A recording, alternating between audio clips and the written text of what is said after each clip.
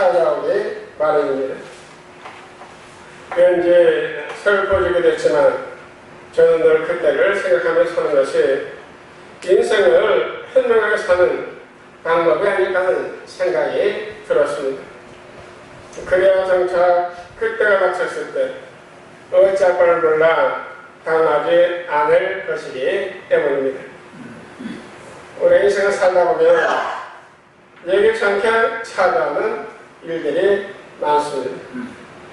꼭 죽음이 아니더라도 어떤 일들은 죽음에 필적할 만큼 우리를 당혹스럽게 할 수 있습니다. 그럴 때 기억해야 할 일이 하나입니다. 결국 그 모든 일이 하나님의 계획 가운데 일어나는 것이라는 사실입니다. 하나님 사람의 생각 안에서만 일하시는 작은 분이 아닙니다. 성경의 역사는 우리의 소원대로가 아니고 하나님의 뜻대로 일어납니다. 그리고 겸손히 하나님의 인도하심에 순종해야 합니다. 예수를 믿고 구원받는 것은 최고의 은혜이며 최고의 축복입니다. 예수를 믿으면서 평생 교회 다니고 활동도 많이 했으나 구원을 받지 못하고 시험에 떨어졌다면 이처럼 불행하고 억울한 일은 없을 것입니다. 예수를 믿어지는 것이 은혜이고 축복입니다. 믿음은 모든 사람의 것이 아니라고 하였습니다. 거듭나는 것은요, 순간적인 일이지만 잘하는 것은 평생을 요구합니다. 거듭난 믿음으로 한 번 받음으로 영원히 받는 구원이고 자라남은 고전을 반복하면서 계속되는 성결이 남깁니다. 자라나는 요 말씀과 예배와 봉사와 헌신과 순종이 꼭 필요합니다. 나무를 심어서도 물이나 양분이 없으면 말라 죽습니다. 믿음은 계속해서 자라나야 합니다. 모든 성도는 예수를 믿음으로 구원을 받고 그 믿음이 그리스도의 장세를 불러내게 되는 성경의 의미가 있어야 합니다. 구원에 이르도록 자라나기 위해서 말씀의 순전한 은혜가 우리 모두 있으시기를 주님의 이름으로 축원합니다.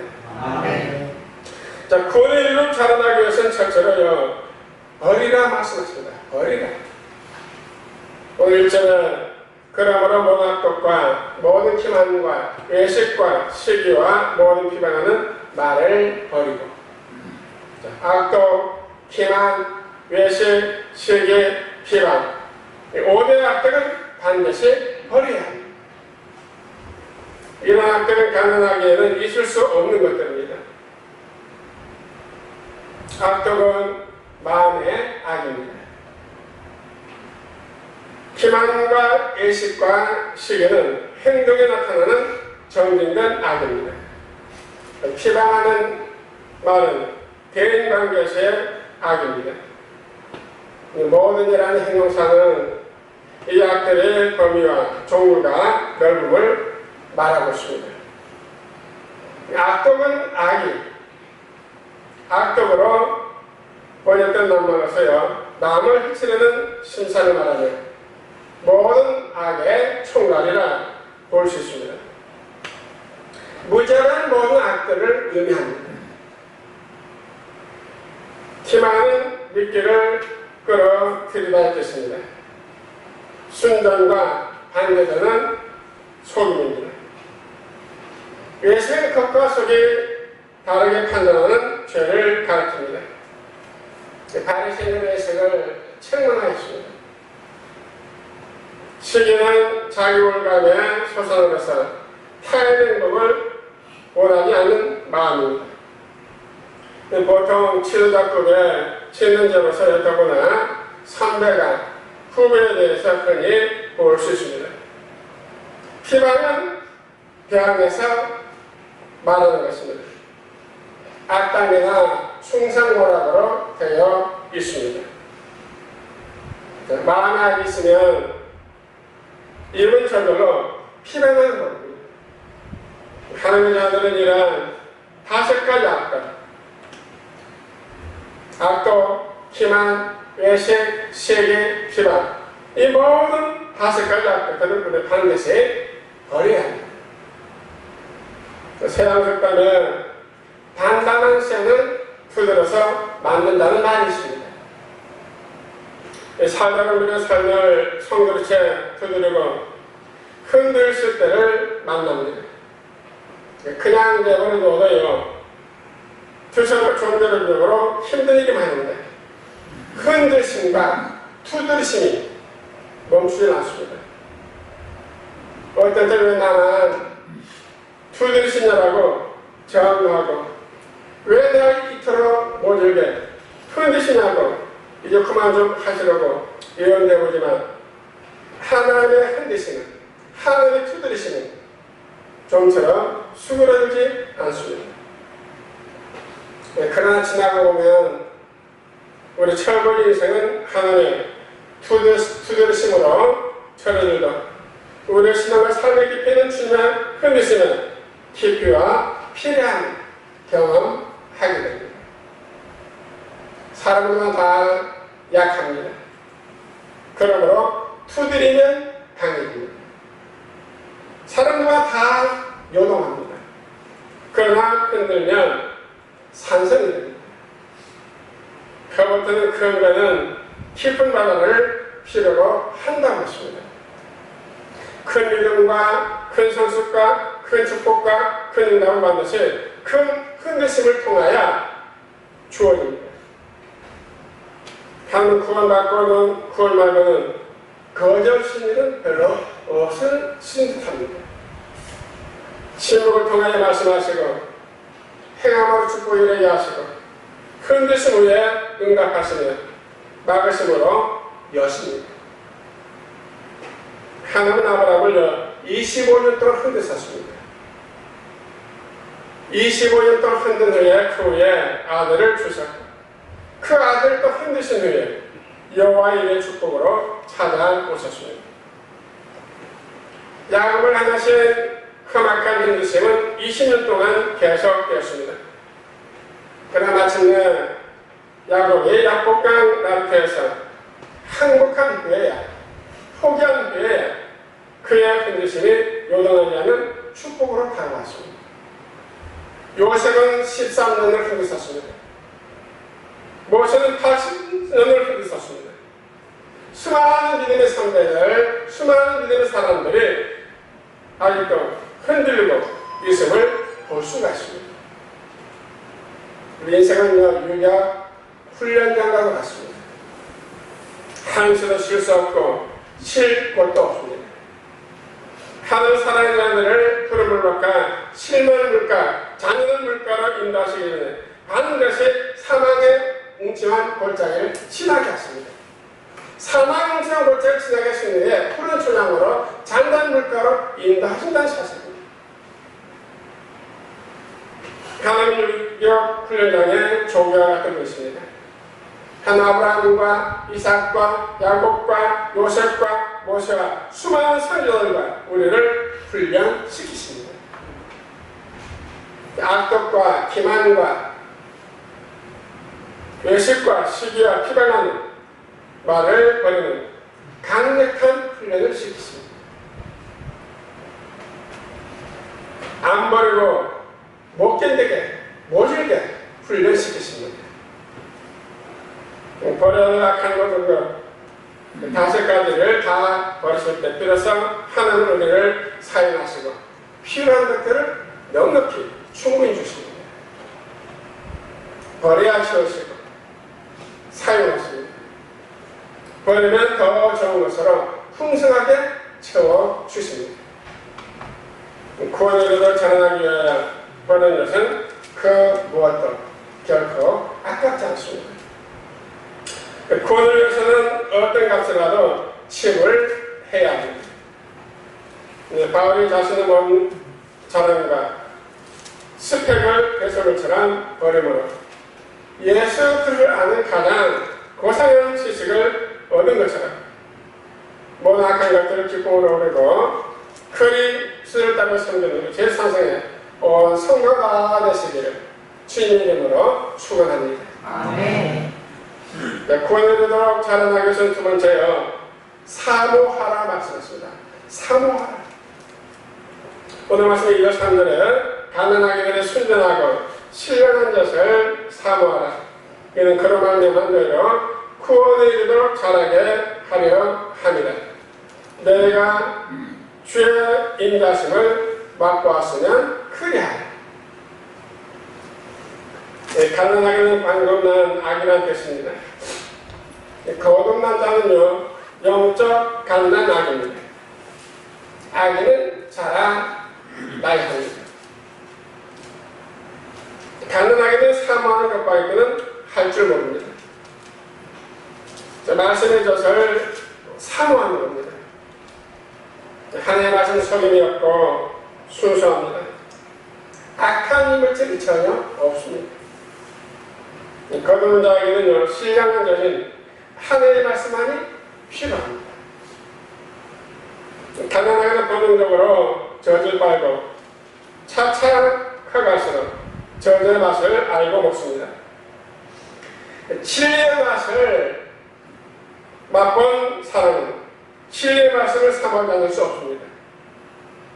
이 말씀대에는 여호와의 선하심을 맛보아 알지어다라는 시편 34편 8절의 말씀에 인용합니다.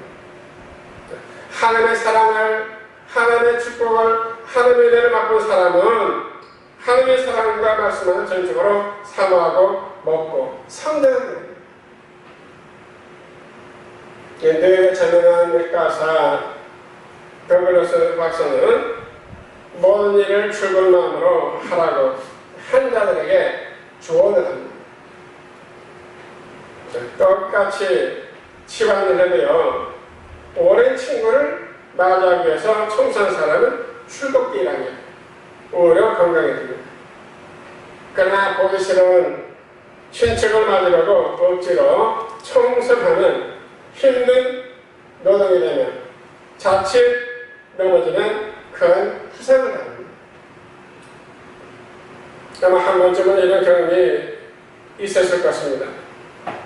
직장에서 일을 하거나 집안에서 일을 할 때에도 출근 마음을 갖는다면 모든 일에서 결코 손해를 볼 일이 없습니다.